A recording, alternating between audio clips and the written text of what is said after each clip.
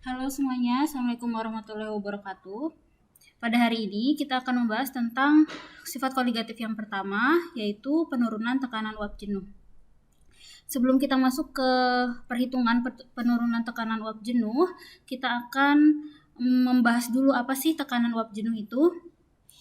Tekanan uap yang ditimbulkan oleh uap jenuh suatu zat disebut dengan tekanan uap zat itu. Jadi misalnya kalian itu menjemur pakaian gitu ya, menjemur pakaian dalam keadaan basah di ruangan terbuka, itu akan sangat berbeda ketika kalian menjemur pakaian di ruang tertutup.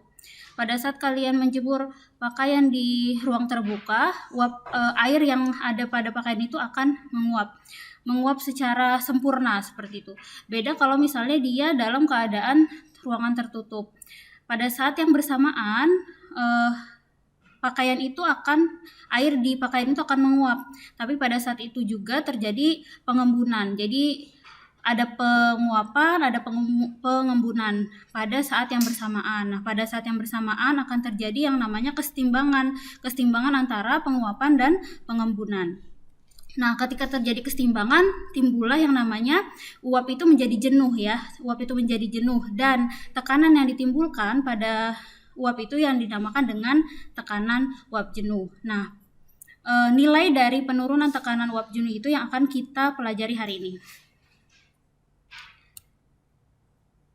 Tekanan uap jenuh, larutan, dan hukum Raoult. Raoult menemukan bahwa tekanan uap suatu komponen bergantung pada fraksi mol komponen itu dalam larutan. Sebelumnya, pada pertemuan sebelumnya kita sudah membahas tentang fraksi mol. Jadi untuk melanjutkan ke pelajaran selanjutnya, kalian harus benar-benar memegang konsep dari si fraksi mol. Fraksi mol ini ya, fraksi mol dan kemolalan. Fraksi mol kemarin lambangnya apa? Lambangnya adalah X ya. Nah, di sini sudah ada rumusnya.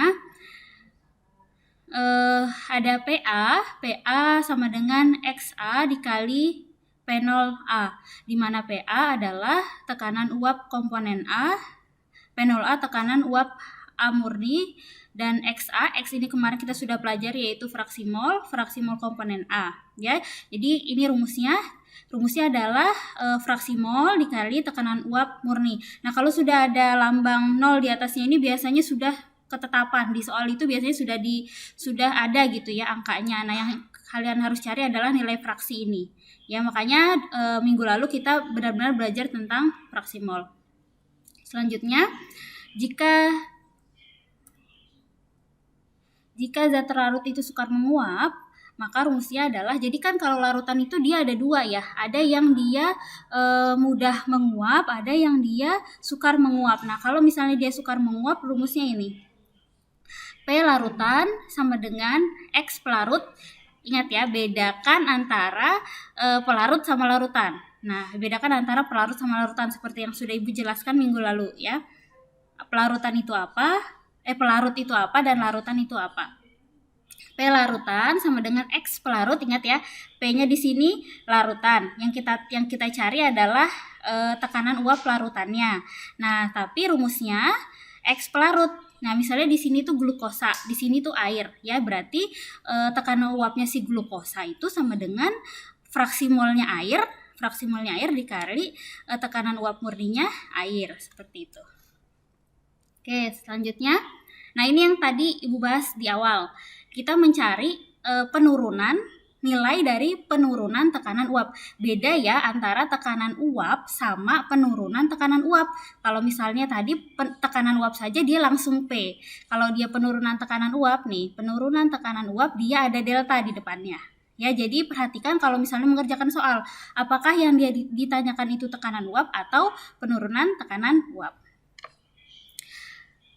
Selisih antara tekanan uap pelarut dan dengan tekanan uap larutan disebut dengan penurunan tekanan uap atau delta P. Delta P sama dengan P0 dikurangin P. Jadi kalau kalian mau mencari delta P harus cari dulu yang tadi, nilai P-nya ya, P larutan yang pakai fraksi tadi. Nilai penurunan tekanan uap larutan delta P dapat dikaitkan dengan fraksi mol terlarut ya. Lihat rumusnya ada dua. Ada yang pakai selisih, ada yang pakai pengurangan, ada juga yang pakai perkalian.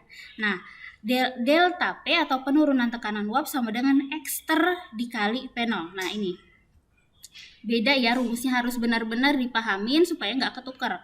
Kalau tadi P saja yang tadi mencari tekanan uap, nih dia sama dengan X pelarut.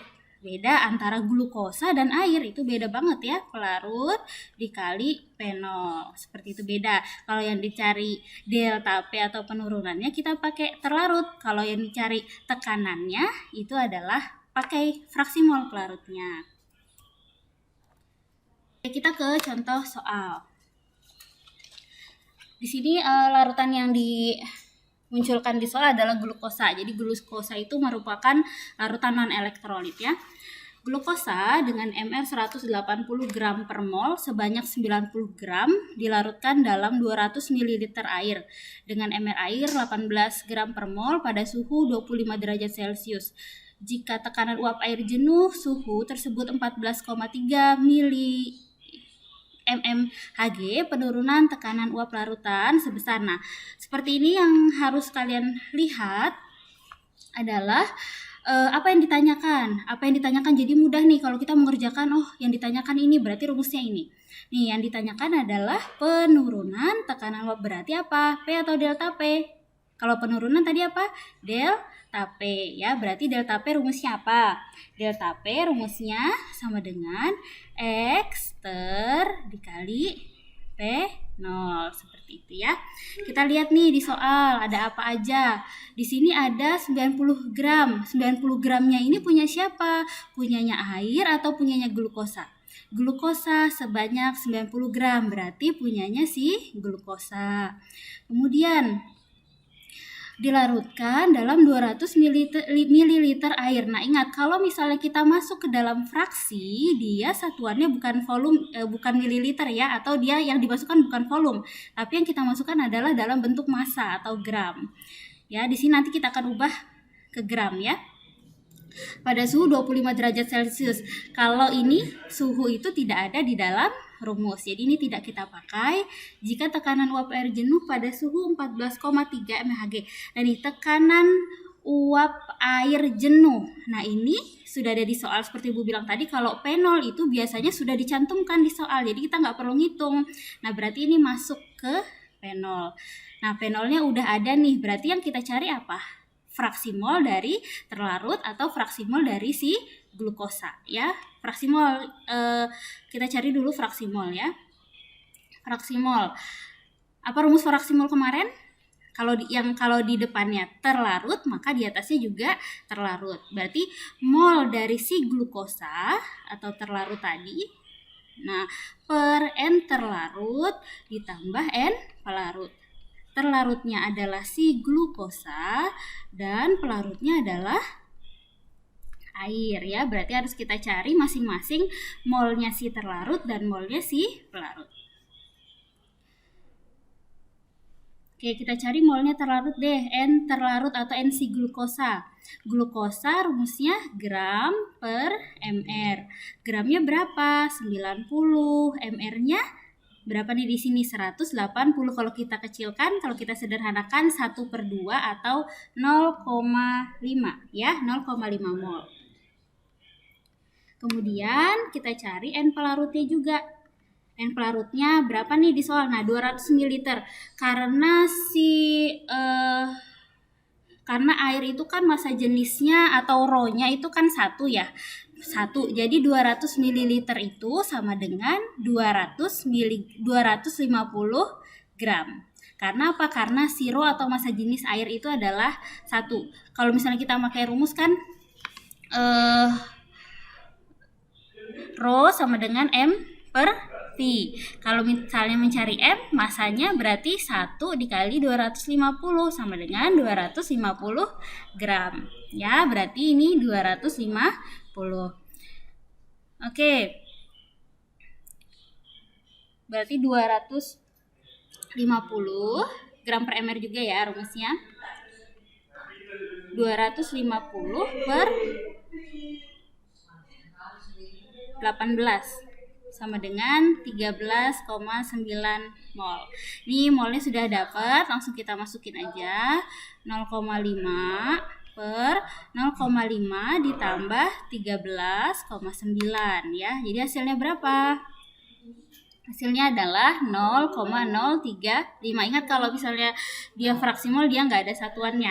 Nah ini udah dapat nih, terlarutnya udah ada, dan tadi tekanan uap jenuhnya udah ada. 0,035 dikali apa di soal nih? 14,3. Nah ini aja ya, jadi gampang aja. Kalau misalnya minggu lalu kalian itu sudah mengerjakan tugas dan mendengarkan penjelasannya tentang fraksi mol, akan sangat mudah masuk ke materi ini seperti itu. 0,035 dikali 14,3 berapa? Hasilnya adalah 0,5 mmHg. Jadi jawabannya adalah 0,5. Seperti itu ya, gampang. Jadi pahami dulu tentang fraksi mol, baru kita masuk ke penurunan tekanan uap. Seperti itu. Oke, sampai sini dulu. Terima kasih. Semangat belajar semuanya. Assalamualaikum warahmatullahi wabarakatuh.